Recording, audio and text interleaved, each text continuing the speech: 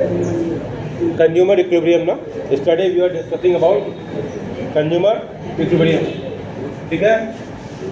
Consumer equilibrium हम लोग पढ़ रहे थे, कंज्यूमर और इक्विलिब्रियम, ठीक है। क्या क्या हम लोगों ने पढ़ा था कल? कल क्या पढ़ा था?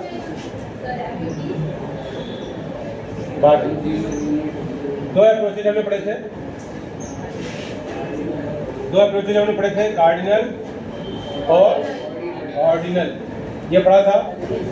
इसमें हमने 1 2 3 इस तरीके से मेजरमेंट की बात की थी यूटिल्स के रूप में,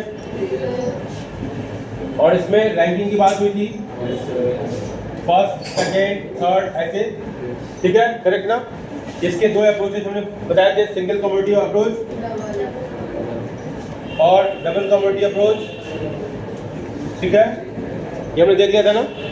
बोलो यस और नो, हाँ जोर से बोलना हमारी क्लास में, ठीक है ना। मरियल की तरह नहीं, सड़ियल की तरह नहीं रहना, स्मार्ट रहना, बोलना है ताकि जोश लगे, मुझे भी एनर्जी मिलती है आपके बोलने से, ठीक है। और सिंगल कम्युनिटी मॉडल में हमने देखा था थोड़ा सा फ्लैशबैक करना जरूरी होता है, ठीक है। सिंगल कम्युनिटी मॉडल में हमने देखा था PX price of X equal to marginal of X, और इसको हमने इक्वेशन के रूप में ऐसे लिखने का प्रयास किया था, equal to MUM marginal of money remains constant, ठीक है। इट्स ओके, इट्स ओके, इनको बुला लेता हूँ एक वार्निंग देके। चलिए, तो सिंगल कम्युनिटी मॉडल हमने ये देखा था, और फिर इसी के आधार पर हमने बताया था आपको कि if it is a true for one community then it must be true for two community also, correct ना, बोला था ना मैंने, ठीक है। And on the basis of this मैंने ये बोला था कि generally questions are asked from this, ठीक है। And I think if I am not wrong, if I do remember things correctly, then few questions we solved on this, based on this numerical question। क्या था numerical question? नहीं किया था इसके आधार पर, नहीं किया था उसका, किया था ना, yes किया था ना, yes sir, हाँ कुछ क्वेश्चन किया था मैंने, ठीक है, ठीक है, yes sir। चलो, तो हमने बताया था कि कैसे इस पर न्यूमेरिकल क्वेश्चंस आते हैं। चलो एक क्वेश्चन अभी बता दे रहा हूँ भले ही, लेकिन मैंने कल किया था, आप नोटबुक देख लेना, मैंने कल किया था, ठीक है। तो MUX upon PX equal to MUY upon PY, ठीक है। क्वेश्चंस क्या आते हैं इस पर? तो एक एरिया ऑफ डाउट कि मार्जिनलिटी, हम यहाँ पर जब हम ये ध्यान से देखेंगे PX इक्वल टू MUX कर रहे हैं, तो ये ध्यान रखिएगा कि price of X it is expressed in terms of rupees, ठीक है। Marginality of X it is also expressed in terms of rupees, और तभी ये दोनों बराबर हो रहे हैं, करेक्ट ना, ठीक है। लेकिन अभी अभी हमने बताया कि utility is measured in terms of utils, बताया था ना। यूटिलिटी को किस टर्म में मेजर कर रहे हैं? दैट इज यूटिल्स, ठीक है, ठीक है। जब हम कंजम्पशन करते हैं तो हमको जो MUX है वो यूटिल्स के फॉर्म में होता है, then there is a need to convert MUX in utils to MUX in rupees, correct ना। और उसका फॉर्मूला क्या आपने देखा था? आपने क्या देखा था? इन टर्म्स ऑफ रुपीज क्या होता है? दोनों तरफ यूटिल्स होंगे, एक यूटिल्स डिवाइड बाय दूसरे यूटिल्स से। तो ये यूटिल्स क्या है? ये वाला यूटिल्स है। Margin utility of commodity in terms of utils divide by margin utility of rupee in terms of utils, ठीक है, ठीक है। पेज नंबर कौन सा पेज बताया था बेटा बुक में? देखो जरा, 2 पॉइंट बताते हैं कल, 2 पॉइंट 2 नहीं, एक पेज बताया था ना भाई, तुम लोग बताते हैं, तुम लोग, हाँ 2.8 पेज नंबर में देखो, इसी कॉन्सेप्ट को दिया गया। बुक आप लोग पढ़ते नहीं हो, you should read the book. मैं जो पढ़ा रहा हूँ वो कौन से पेज पर है, कौन सा कॉन्सेप्ट, बुक पढ़ोगे तब समझ आएगा ना बेटा, आई एम राइट और रॉन्ग, राइट, ठीक है। तो पेज नंबर 2.8 पर देखो, marginal utility in terms of money is equal to marginal utility in utils, जिसकी मैं बात कर रहा हूँ, MUX की बात कर रहा हूँ, ठीक है। Marginal utility in utils divided by marginal utility of 1 रुपी, वो यूटिल्स में, करेक्ट ना। तो ये आपको कन्वर्ट करना पड़ेगा। क्वेश्चन में अगर आता है then there is need to understand ये यूटिल्स वाला है कि ये क्या है, किस रूप में है। अगर यूटिल्स वाला है तो then that need to be converted into rupees form. ये रुपीज फॉर्म में कन्वर्ट कैसे हुआ, इसका फॉर्मूला बताया आपको पेज नंबर 2.8 में। उसी बात को मैंने यहाँ बताया। Marginal utility derived by consuming the commodity in terms of utils divided by marginal utility of rupees in terms of utils। उसको जब डिवाइड किया, ठीक है, रुपीस के मार्जिनल यूटिलिटी से यूटिल्स के रूप में जो है तब हमारा आता है marginal utility of commodity in terms of rupees. समझ में आई बात? इसका ध्यान रखिएगा। ये आपका एक एक हर्डल है, एक आपको अटेंशन रखना है जहाँ पर बच्चे प्रायः गलती करते हैं। इतनी बात समझ में आई? ठीक है, इतनी बात समझ में? यस और नो? समझ में आ रहा है बेटा? समझ में आ रहा है? समझ में आ रहा है ना? बोल, समझ में आ रहा है? ठीक है, चलिए ठीक है। अब इसमें देखो क्वेश्चन क्या आता है। मैंने कल बताया था MUX, इसकी कुछ वैल्यू दी हुई है। कल का मैंने एग्जांपल क्या था, कल दिया था क्वेश्चन में 50 क्या था, MUX क्या लिया था, 60 लिया था, और PX क्या लिया था, 10 लिया था, और ये PY क्या लिया था, 5 लिया था, 5। अब हमें ये पूछ रहा हूँ कि ये इक्विलिब्रियम में है या नहीं। देखो, ठीक है, इक्विलिब्रियम में है या नहीं, तो आपको क्या लिखना होगा सॉल्यूशन जब करोगे, सॉल्यूशन तो क्या लिखोगे, condition of consumer equilibrium in two commodity model. ठीक है, क्या टू कमोडिटी मॉडल में कंडीशन क्या है, MUX अपॉन, देखो पहले प्रॉपरली लिखने से क्या होता है, कॉन्फिडेंस बिल्डअप होगा आपका। ठीक है, सही तरीके से अप्रोच ले जाओगे क्वेश्चन को, बैठो मत, नोट करते जाओ बेटा, सो मत क्लास में। MUX इक्वल टू MUY, ये Y है, X नहीं है, MUY अपॉन PY। ठीक है, MUX upon PX equal to MUY upon PY। ये जो बताया था ना टू कमोडिटी मॉडल में, नोट करोगे तो अलर्ट रहोगे। ठीक है, प्लस पता नहीं कैसे कैसे पेन घुमाते हैं लोग, बड़ा फास्ट घुमाते हैं, हमसे घूम ही नहीं पाते। ठीक है, तो वो सब काम मत करो, डिस्टर्बेंस होता है। ठीक है, MUX upon PX equal to MUY upon PY। ठीक है, अब इसकी सिंपल जो आपको कॉम्प्लिकेटेड लग रहा था, now it is no more complicated. आपकी वैल्यू दी हुई है, आपने वैल्यू पुट किया 50 अपॉन 10, और इधर क्या है 60 अपॉन 5। ठीक है, तो ये क्या हो जाएगा, 10 5 जा, और इधर जा 5 12 जा 60। तो 5 क्या हुआ, 5 लेस है और 12 बड़ा है, ठीक होगा ना। इसका मतलब क्या हुआ, MUX upon PX is less than MUY upon PY। ठीक है ना, बोलो भाई। अब जब ये स्थिति बनती है, ध्यान से देखो, बहुत कंफ्यूजन होता है बच्चों को, इसलिए बोल रहा हूँ। अगर ये स्थिति बनती है, if this is the case, ठीक है, तो याद करने का एक तरीका है, और एक समझिए कि जब आपको लॉजिक समझ में आ रहा है तो दिमाग में कैसे किसी चीज़ को फीड किया जाए, करेक्ट ना। जैसे मैंने आपको बताया था, क्या बताया था कि आपको सब्स्टिट्यूट गुड का क्या एग्जांपल दिया था कि आप लोग ऐसे खड़े हो जाना, ऐसे कर देना, है ना। जब किसी के यहाँ जाते हैं तो क्या होता है, कॉफ़ी लेंगे या टी, कुछ भी चलेगा, ऐसा होता है ना। तो ये आप जब ये याद रखोगे तो आपको याद आएगा सब्स्टिट्यूट गुड। ठीक है, और कम्प्लीमेंट्री गुड्स के लिए क्या बताया था, वो एक फिल्म थी ना, हम साथ साथ हैं। ठीक है, तो ठीक है, करेक्ट ना। ठीक है, सीरियल था, फिल्म था, वो फिल्म का मतलब समझो। ठीक है ना, ठीक है, okay, got off mind. Yes sir. ठीक है, पढ़ाई में मतलब देखो, ये अगर अब हमने क्या देखा कि ये स्थिति है, MUX by PX is less than MUY by PY।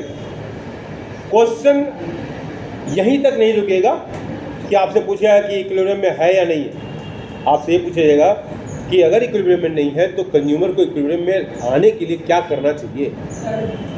ठीक है, क्या करना चाहिए। तब इस केस में आपको पुराना नॉलेज याद करना पड़ेगा कि देखो, अगर हमने क्या बताया था, MUX is greater than P x, बताया था ना सिंगल कमोडिटी मॉडल में कि अगर ये मार्जिन यूटिलिटी ज़्यादा है तो जब भी हमको जब यूटिलिटी ज़्यादा मिल रही है तो हम उस चीज़ का कंजम्पशन बढ़ाते हैं, ठीक है। ज़्यादा हमको फ़ायदा होता है, मान लो 20 रुपये किलो सेव मिले तो कोई ऐसा होगा जो कि ज़्यादा से ज़्यादा सेव नहीं लेना चाहेगा, क्योंकि मार्केट का ट्रेंड क्या है, 100 से 200 रुपये के बीच में सेव मिलता है, करेक्ट ना। और कहीं मान लो कहीं किसी की गलती से या जैसे भी हो 20 रुपये किलो सेव मिल जाए तो क्या छोड़ोगे क्या 2-3 किलो एक्स्ट्रा लेने से? बोलो नहीं लोगे, क्योंकि आपको यूटिलिटी ज़्यादा मिल रही है, ठीक है। दूसरा एग्जाम्पल आपके बहुत नज़दीक का एग्जाम्पल ऐसा कि आपके घर के सामने 10 रुपये में 3 गोलगप्पे दे रहा है और कहीं गए 10 रुपये में 6 गोलगप्पे दे रहा है तो 2-4 प्लेट ज़्यादा ही खा लोगे, करेक्ट ना। करने का मतलब क्या है कि आपको अगर यूटिलिटी ज़्यादा मिल रही है, आपके पैसे देने से त्याग जो करते हो, पैसा देना मतलब त्याग, सेक्रीफाइस, आपके सेक्रीफाइस से ज़्यादा आपको यूटिलिटी मिल रही है तो आप कंजम्पशन बढ़ाओगे, करेक्ट है? बोलो भाई, कंजम्पशन बढ़ाओगे, ठीक है। तो एमईएस अगर ज़्यादा है प्राइस से तो कंजम्पशन बढ़ाओगे। और फिर मैंने आपको बताया था, जरा याद रखो साथ में डायग्राम, कि ये डिमिनिशिंग मार्जिनल यूटिलिटी का नियम लागू होता है। ध्यान दें, ये कॉन्सेप्ट आपको हमेशा याद हो जाएगा अगर ध्यान दोगे तो। डिमिनिशिंग मार्जिनल यूटिलिटी का नियम क्या कहता है? Law of diminishing marginal utility states as we consume more and more units of same commodity continuously then marginal utility derived from that consumption get reduced, ठीक है, वो कम होता जाता है ग्रेजुअली, ठीक है। इसलिए देखो ये मार्जिनल यूटिलिटी का कर्व है, ये पहले यहाँ पर इतना था, इस पॉइंट पर इतना कम हो रहा है, इस पॉइंट पे यहाँ, इस पॉइंट पर और कम, इस पॉइंट पर कम, और एक समय आता है 0 और एक समय आता है नेगेटिव, करेक्ट ना। तो अब यहाँ पर इस नियम को देखो अप्लाई करो कि क्या होगा, मार्जिनल यूटिलिटी जब कंजम्पशन करोगे तो गिरेगी ना, तब तक आप कंजम्पशन करेंगे जब तक मार्जिनल यूटिलिटी गिरते गिरते गिरते प्राइस के बराबर न हो जाए, प्राइस के बराबर न हो जाए, ठीक है। यहाँ से यहाँ आओगे और जब यहाँ आओगे तो प्राइस है, ये क्या है, प्राइस है, इसके बराबर हो गया तो अब क्या करोगे, वहाँ पर कंजम्पशन रोक दोगे और इस पॉइंट पर क्या हो गया, आपका gain is equal to sacrifice, gain और सेक्रीफाइस बराबर हो गए और कंज्यूमर इक्विलिब्रियम होगा। सिंगल कमोडिटी मॉडल में यही बात हमने बताई थी और यही कॉन्सेप्ट यहाँ भी लागू होगा। अब इस केस में क्या देख रहे हो, एमईएक्स अपॉन पीएक्स, थोड़े समय के लिए इसको नीचे वाले कांस्टेंट मान लो, ठीक है। बात या देख लो, इसी न्यूमेरिकल वैल्यू को देखो, 5 ज़्यादा है 12, तो हम क्या करेंगे, वाई का कंजम्पशन बढ़ाते रहेंगे और जब वाई का कंजम्पशन बढ़ाएंगे तो क्या होगा, वाई का यूटिलिटी क्या घटता जाएगा और तब तक करेंगे जब तक कि वो बराबर न हो जाए इस रेशियो के 5 के बराबर न हो जाए। मेरी बात समझ में आ रही है? समझ में आ रही बात? समझ में आ रही बात? तो कंज्यूमर को इक्विलिब्रियम में आने के लिए क्या करना पड़ेगा, वाई का कंजम्पशन बढ़ाना पड़ेगा। वो तब तक बढ़ाएगा वाई का कंजम्पशन जब तक कि ये बराबर न हो जाए, दोनों बराबर न हो जाए। बात समझ में आ रही है? बात समझ में आ रही है? समझ में आ रही बात? Yes sir. बोलो भाई, तो ये हमारा, तो कंज्यूमर, इसी क्वेश्चन में केवल ये नहीं पूछा जाएगा कि कंज्यूमर इक्विलिब्रियम में है या नहीं, अगर है तो ठीक है, नहीं है तो क्या करना चाहिए कंज्यूमर को, सो दैट ही कैन और she can come into the state of equilibrium. समझ में आ रही बात? ठीक है, इसको जल्दी से आप नोट डाउन कर लो, अगर ठीक है यहाँ से नोट डाउन करो, जल्दी करें, जल्दी करें। तो ये हमने देखा था, ये हमने देखा कि how consumer comes in the state of equilibrium, और न्यूमेरिकल क्वेश्चन देखा, न्यूमेरिकल क्वेश्चन भी देखा, उसको डायग्राम से भी मैंने एक्सप्लेन करने का प्रयास किया, करेक्ट है ना। ठीक है, अब हम आते हैं ऑर्डिनल अप्रोच में। सबने लिख लिया बेटा? नोटेड? ठीक है, ऑर्डिनल अप्रोच में आते हैं। हमने कार्डिनल अप्रोच देखा, ऑर्डिनल अप्रोच। ऑर्डिनल अप्रोच क्या है? ऑर्डिनल अप्रोच दैट इज, इसके अंदर 2 टूल्स है हमारे पास। ऑर्डिनल अप्रोच में क्या है, रैंकिंग करते हैं और वी हैव 2 टूल्स। कौन सा टूल नंबर 1 क्या है? Indifference curve. क्या है, इंडिफरेंस कर्व। दूसरा क्या है, बजट लाइन। दूसरा टूल क्या है, बजट लाइन। करेक्ट है, बोलो भाई। बैकबोर्ड स्ट्रेट, ठीक बैठिए। बैकबोर्ड स्ट्रेट, क्लास में स्टूडेंट की तरह बैठा करो। बैकबोर्ड स्ट्रेट, ठीक बैठो बेटा। नोटबुक ऊपर रखिए, कीप नोटबुक ऑन टेबल। नीचे नहीं रखना है नोटबुक, जो भी रखना है बैग को हटा लीजिए टेबल पर से, ठीक है। तो ऑर्डिनल अप्रोच में we have two tools. Tool number 1, indifference curve. Indifference curve, ये इसका नाम ही इंडिफरेंस, कोई फर्क नहीं पड़ता है। अब ये इंडिफरेंस कर्व क्या कहता है, इसको हिक्स आपने दिया था, हिक्स एंड पैरेटो थे, तो हिक्सियन अप्रोच भी कहते हैं इसको, ऑफ कंज्यूमर इक्विलिब्रियम। इसकी विशेषताएं कुछ हैं। इंडिफरेंस कर्व कुछ इस तरीके का शेप होता है, convex to the origin, concave नहीं। ये कॉन्वेक्स शेप है, इसका शेप ऐसे होता है, ऐसे नहीं होता है, रॉन्ग, ठीक है। Indifference curve what it says कि higher indifference curve gives the higher level of satisfaction. मतलब अगर ये IC1 है, ये IC2 है और ये IC3 है, मतलब IC3 is better option for consumer than IC2 and then IC1। Clear, clear. Indifference curve never intersect each other, मतलब क्या है कि एक इंडिफरेंस कर्व ऐसा नहीं हो सकता है, ये केस नहीं बनेगा। Indifference curve never intersect each other, ये इस तरीके का नहीं हो सकता, ठीक है, ठीक है। हायर इंडिफरेंस कर्व मैंने बता दिया, higher indifference curve gives the higher level of satisfaction. Indifference curve never touches X और वाई एक्सिस, किसी भी एक्सिस को टच नहीं करता है। ये एजम्पशंस है, ये मान्यताएं हैं, आप अपने दिमाग में बैठा लो। इसके एक्सप्लेनेशन नहीं पूछे जाते हैं, इसलिए उसकी चर्चा करने की जरूरत नहीं है। बस इतना याद रखो कि इंडिफरेंस कर्व के फीचर हैं और इन फीचरों का इस्तेमाल हम करेंगे। समझ में आई बात? हमारे पास दो ही एक्सिस होते हैं। डायग्राम बना लिया सब लोगों ने? फास्ट करेंगे, जल्दी करें, आप साथ साथ चलते रहिए, समझ रहे? साथ साथ चलें। डायग्राम बना लिया आपने? नीचे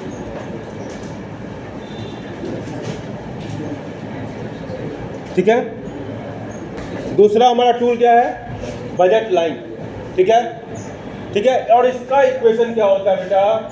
Px इंटू क्यू एक्स, जल्दी लिख लें, plus Py into Q Y equal to M, ठीक है। यह है equation of budget line. Budget line क्या बताता है कि इसके अंदर के सारे combinations, all the combinations within this line are attainable. बहुत सारे बंडल्स होंगे, ये सारे बंडल्स जो भी बनेंगे, जो भी कॉम्बिनेशन, जो सेट बनेगा बजट सेट, तो इसके अंदर बहुत सारे बजट सेट बनेंगे, ठीक है। लेकिन इसके बाहर का कोई भी सेट वो कंज्यूमर के बजट से बाहर होगा, ठीक है। ये क्या है? Px, price of commodity x, quantity purchase जो कर रहा है वो, उसकी संख्या, प्राइस ऑफ y और y की संख्या, ठीक है। मान लो प्राइस ऑफ x 5 है, क्वांटिटी 4 है, प्लस प्राइस ऑफ y 6 है, क्वांटिटी 5 है, तो ये क्या हो जाएगा? 5 4 जा 20, 20 प्लस 30 50 हमारा हो गया बजट। मतलब 50 रुपए के अंदर के बहुत सारे सामान, बहुत सारे सेट कंज्यूमर परचेज कर सकता है, ये बजट लाइन ये बताता है, ठीक है, ठीक है। इसकी क्वांटिटी बदल सकती है, ये 4 की जगह कुछ और हो सकता है, ये 5 की जगह कुछ और हो सकता है, ठीक है। लेकिन हर हालत में उसको 50 के अंदर ही रहना, बड़ा पॉइंट, ठीक है। इन्हीं दोनों की सहायता से हमको कंज्यूमर इक्विलिब्रियम पढ़ना है। बस एक डायग्राम बना के चले जाएंगे। ये है कुछ का डायग्राम, कुछ इस तरीके का बनेगा। एक ये कर्व बन गया, एक ये बन गया और एक ये बन गया। अब यहाँ पर यूज हो रहा है ना higher indifference curve gives the higher level of satisfaction, ठीक है, ठीक है। हम इसकी डिटेल व्याख्या नेक्स्ट क्लास में करेंगे। मेरा कोई पीरियड है क्या नेक्स्ट में? नहीं सर। आज नहीं है? नहीं सर। तो कल आप लोग इसको पढ़ के आएंगे कॉन्सेप्ट को, ताकि आपको आसानी से समझ आए, ठीक है। इससे जुड़ा हुआ एक और कॉन्सेप्ट है marginal rate of substitution x और वाई, उसको पढ़ाएंगे तब फिर इसको पढ़ाएंगे, ठीक है।